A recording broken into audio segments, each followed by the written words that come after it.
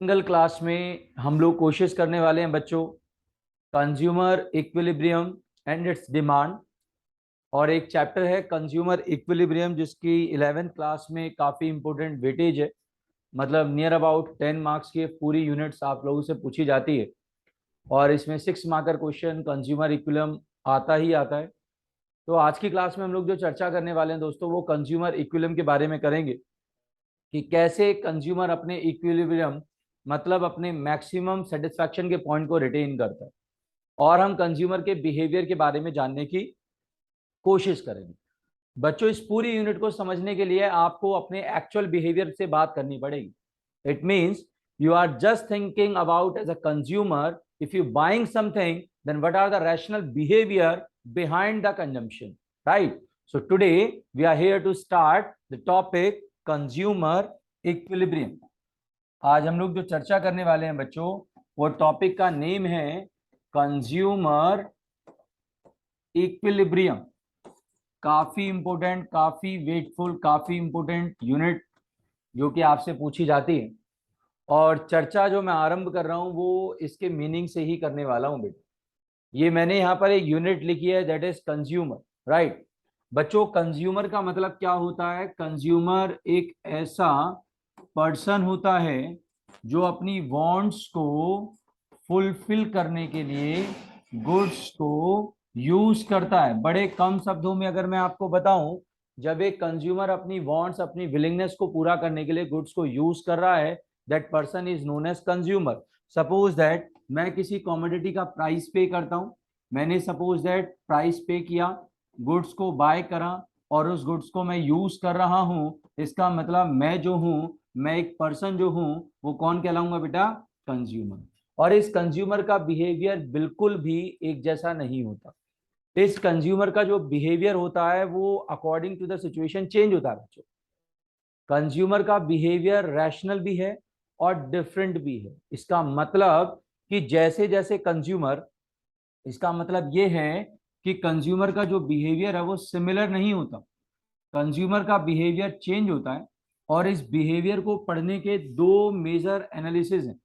एक है बच्चों कार्डिनल अप्रोच और दूसरी होती है ऑर्डिनल अप्रोच।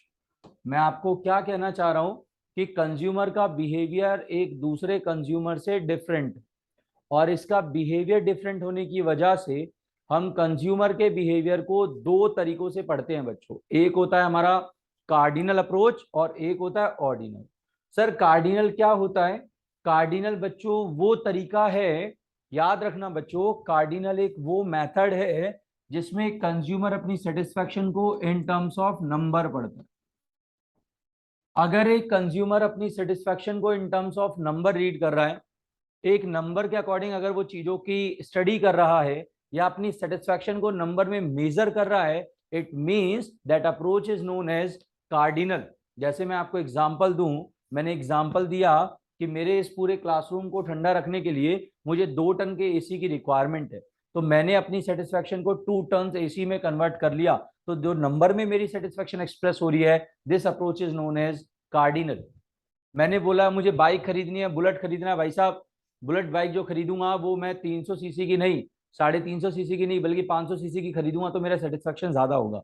मैं मोबाइल फोन खरीद रहा हूँ 128 मेगापिक्सल खरीदूंगा तो मेरा सेटिस्फेक्शन का लेवल हाई होगा। मतलब जब एक कंज्यूमर अपनी सेटिस्फेक्शन को इन टर्म्स ऑफ नंबर पढ़ता है तो उसको बच्चों हम लोग कार्डिनल अप्रोच कहते हैं।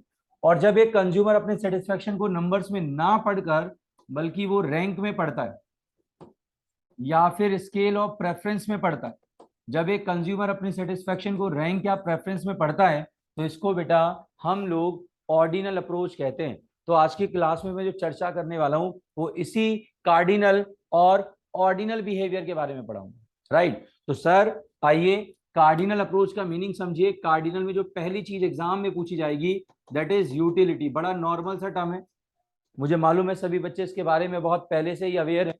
सर यूटिलिटी का मतलब तो हर कोई जानता है। यूटिलिटी का मतलब होता है किसी भी गुड्स की वो पावर जो आपकी वांट्स को सेटिस्फाई कर दे। मेरी टर्म्स को ध्यान से सुनना, किसी भी गुड्स की वो पावर जो मेरी वांट्स को सेटिस्फाई करे। मैंने यहाँ पर ये माउस खरीदा तो इसके अंदर कुछ क्वालिटी जरूर है जो मेरी वांट्स को पूरा कर रहा है। मैंने यहाँ ये रिमोट खरीदा हुआ है तो इसकी अपनी एक क्वालिटी है जो मेरी वांट्स को पूरा कर रहा है। मेरे पास एक फोन है, इस फोन की अपनी एक क्वालिटी है जो मेरी वांट्स को सेटिस्फाई कर रहा है। यहाँ पर स्मार्ट बोर्ड लगा है तो इसकी अपनी एक क्वालिटी है। मतलब मैं इन शॉर्ट ये कह रहा हूँ कि जितनी भी गुड्स एक प्रोड्यूसर बना सकता है या बनाता है या बनाने का प्लान करता है, उन सब के अंदर कोई ना कोई वो ऐसा एड ऑन फीचर डालता है, एक ऐसी एक्स्ट्रा क्वालिटी डालता है जो कस्टमर की वांट को सेटिस्फाई करता है। That quality, that feature, that power is known as utility, right. Utility का मतलब क्या हुआ? Power of any commodity that satisfy the human wants. बच्चों, ये जो यूटिलिटी है, ये किसी भी गुड्स की वो पावर है जो हमारी वांट्स को फुलफिल करता है। और इस यूटिलिटी को मेजर करने की जो यूनिट्स है, दैट इज यूटिल्स। याद रखना, हम लोग हर चीज को किसी ना किसी कॉमन यूनिट में बच्चों मेजर करते हैं। जैसे अगर मैं अपनी हाइट की बात करूंगा तो सेंटीमीटर की, अपने वेट की बात करूंगा तो केजी में, लिक्विड की फॉर्म में मेजर करूंगा कुछ तो लीटर्स में। ऐसे ही यूटिलिटी की यूनिट है, कॉमन यूनिट जिसको हम मेजर करते हैं, दैट इज यूटिल्स, राइट। ये यूटिलिटी फिर दो पार्ट में स्प्लिट होता है, एक होता है टीयू और एक होता है बच्चों एमयू। टीयू का मतलब होता है टोटल यूटिलिटी और एमयू का मतलब होता है मार्जिनल यूटिलिटी। बहुत बच्चे गलत समझते हैं। टोटल यूटिलिटी का मतलब होता है बेटा टोटल सेटिस्फैक्शन। बहुत दो शब्द बोल रहा हूं बस। टोटल यूटिलिटी का मतलब होता है टोटल सेटिस्फैक्शन। सर मतलब क्या हुआ? इसका मतलब हुआ भाई कि जितने भी कंज्यूमर ने जितनी भी गुड्स कंज्यूम करी हैं, उन सबसे मिलने वाली टोटल सेटिस्फैक्शन को हम लोग टोटल यूटिलिटी बोलते हैं। मैं अपनी बात के एग्जांपल से बताऊं, मान लो बेटा मैंने 10 यूनिट कंज्यूम करा, मुझे 100 यूटिल्स रिसीव हुए। मैंने 20 यूनिट और कंज्यूम करा, मुझे 500 यूटिल्स मिल गए। तो टोटल यूनिट जितनी कंज्यूम करी है वो 30 है और टोटल सेटिस्फैक्शन जो है वो 600 है। That 600 is known as total utility. मतलब टोटल यूटिलिटी का मतलब होता है total satisfaction receive from total consumption. एक कंज्यूमर की तमाम गुड्स के कंजम्पशन के बाद जो भी सेटिस्फैक्शन मिलेगा, उस टोटल नंबर ऑफ सेटिस्फैक्शन को ही हम लोग क्या बोलते हैं बेटा? टोटल यूटिलिटी बोलते हैं, राइट। बच्चों, इसके बाद एक टर्म यूज हो रही है मार्जिनल यूटिलिटी। तो सर मार्जिनल यूटिलिटी का मतलब होता है एक एक्स्ट्रा यूनिट के कंजम्पशन से जो हमें एक्स्ट्रा सेटिस्फैक्शन मिलता है, एक्स्ट्रा यूनिट से जो हमें एक्स्ट्रा सेटिस्फैक्शन मिलेगा, इसको हम लोग बच्चों मार्जिनल क्या बोलेंगे? यूटिलिटी बोलेंगे। मार्जिनल यूटिलिटी बोलते हैं। जैसे मैं आपको एक छोटा सा एग्जांपल बता दूं, मान लो बच्चों मैंने 10 यूनिट कंज्यूम करा, मुझे 100 यूटिल्स मिले। मैंने 11th यूनिट कंज्यूम करा, मुझे 150 यूटिल्स मिले। तो एक एक्स्ट्रा यूनिट से जो एक्स्ट्रा 50 का सेटिस्फैक्शन मिल रहा है, this is called marginal utility. मतलब बड़ा बुनियादी बड़ा बेसिक सी बात है सर। टोटल मतलब सभी यूनिट से, मार्जिनल मतलब एक एक्स्ट्रा यूनिट के कंजम्पशन से जो भी सेटिस्फैक्शन मिले। बच्चों, इसमें एक चीज याद रखना, टीयू का फॉर्मूला होता है सिग्मा एमयू और एमयू का फॉर्मूला होता है T U N minus TUN-1, या फिर मैं इसको delta TU upon delta Q के नाम से भी जानता हूं। Change in total utility divided by change in total quantity, right. बच्चों, जो ये टोटल यूटिलिटी और मार्जिनल है, इनके बीच में कुछ रिलेशन है। और रिलेशनशिप को समझाने से पहले मैं एक शेड्यूल बता दूं। मुझे लगता है जितने भी बच्चे तमाम ऑनलाइन ऑफलाइन क्लास में मेरे साथ अभी एसोसिएटेड हैं, उन सबको एक बात तो बखूबी तौर में मालूम है कि जैसे जैसे मैं गुड्स का कंजम्पशन लगातार बढ़ाता रहूंगा, तो हर एक यूनिट से मिलने वाली जो एक्स्ट्रा सेटिस्फैक्शन है वो क्या होती है बच्चों? कम होती है। बिल्कुल सही। जब आप एक यूनिट कंज्यूम करोगे तो आपको ज्यादा सेटिस्फैक्शन मिलेगा, जब उसी गुड्स की दूसरी यूनिट कंज्यूम करोगे थोड़ा सा कम, तीसरे में और सेटिस्फैक्शन कम, और धीरे धीरे धीरे धीरे धीरे धीरे धीरे धीरे आपकी सेटिस्फैक्शन कम होती जाएगी। टेबल देख सकते हैं, क्वांटिटी 1 2 3 4 5 6 7, और आपकी जो एमयू है वो लगातार कम होती चली जा रही है।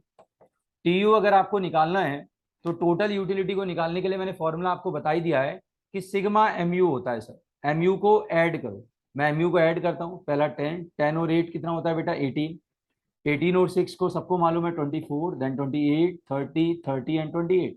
ये एक शेड्यूल बनवा लिया है ताकि शेड्यूल से आप ग्राफिक प्रेजेंटेशन गलत ना करें। जब आप ग्राफ बनाएंगे तो आपको ग्राफ में साफ साफ एक बात बखूबी तौर पे नजर आ रही है। मैं एक्स एक्सिस पे हमेशा क्वांटिटी मेंशन करूंगा और वाई एक्सिस पे अलग चीज डिस्प्ले करूंगा जो मैं बना रहा हूं।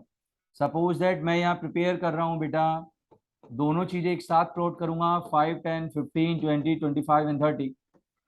बच्चों ध्यान दे सकते हो आप लोग, जो 1 यूनिट है, 1 यूनिट के ऊपर जो एडिशनल एमयू है वो मेरा 10 दिया हुआ है, सेकंड पर 8 है, 3 पर 6 है, 4 पर 4, 2, 0 एंड -2।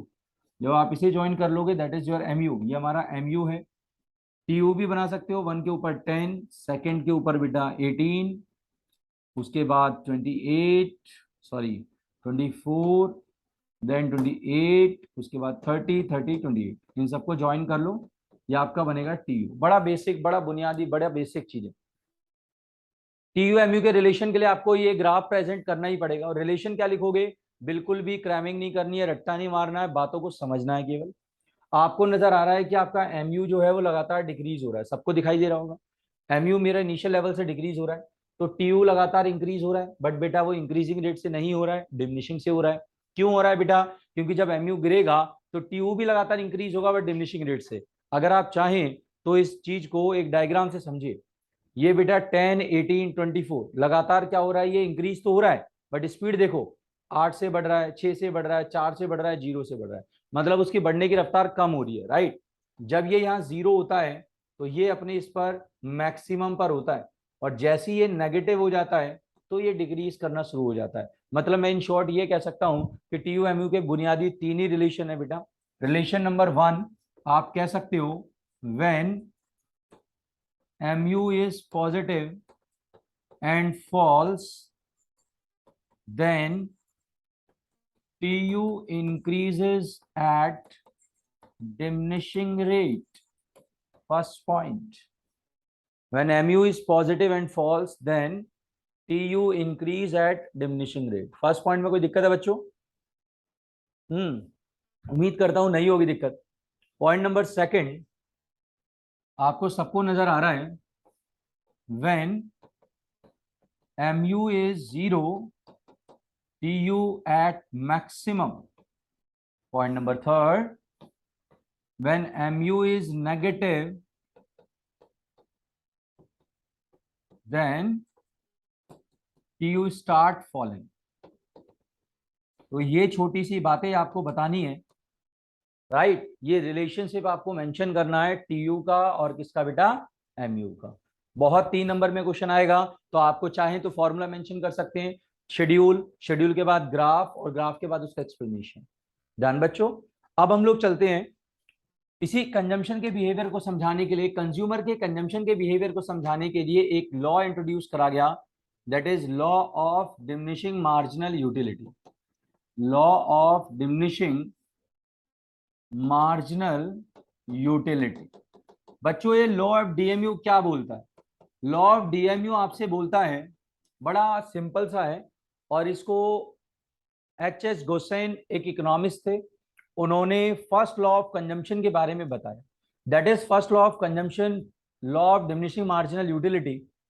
आपको बोलता है कि boss, if you want to consume more and more unit of a same commodity, अगर आप ज्यादा से ज्यादा यूनिट्स कंज्यूम करते रहेंगे तो ऑब्वियस है यार, तुम्हें हर एक यूनिट से मिलने वाला जो एमयू है, हर एक यूनिट से मिलने वाला जो एडिशनल सेटिस्फेक्शन है वो आपका कम हो जाएगा। मैं एग्जांपल दे रहा हूं, मैं बढ़िया कॉफी यहाँ पर पी रहा हूँ, मैं फर्स्ट टाइम लूंगा, क्लास स्टार्ट करने से पहले तो मुझे अच्छा लगेगा, मिस्टर राजेश साहब आए बीच में दोबारा बोले, राजेश हमारे यहाँ के ऑफिस बॉय हैं जो हमें सेवाएं देते हैं, सेवाओं का मतलब इन चीज़ों से है, तो उन्होंने सेवा दी, बोली सर आपका चाय का कप या कॉफ़ी का कप खत्म हो गया, दोबारा से एक कप ले लो।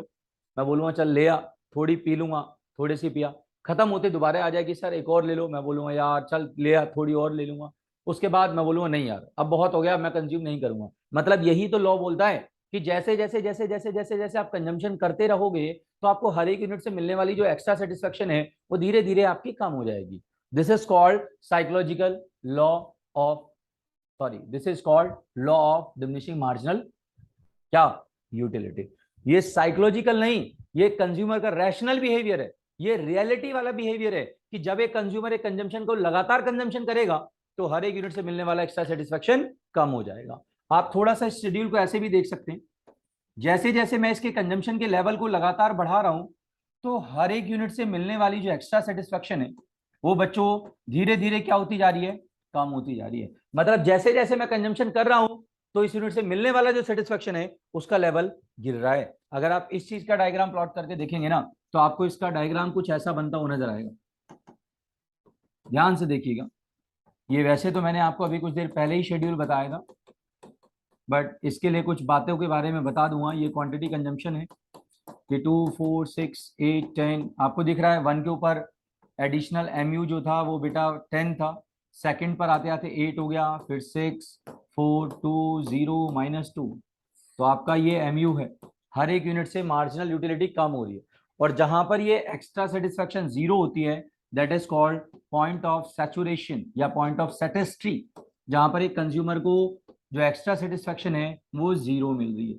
मतलब ये कंज्यूमर के लिए सबसे सबसे चिंताजनक बिंदु आ जाता है कि भाई इसके बाद मैं इस्तेमाल नहीं करूंगा क्योंकि इसके बाद जो मेरे सेटिस्फेक्शन है वो नेगेटिव में चला जाएगा एक्स्ट्रा, राइट। तो ये लो आपसे यही तो बोलता था। मैंने आपको लो क्या स्टेट करा?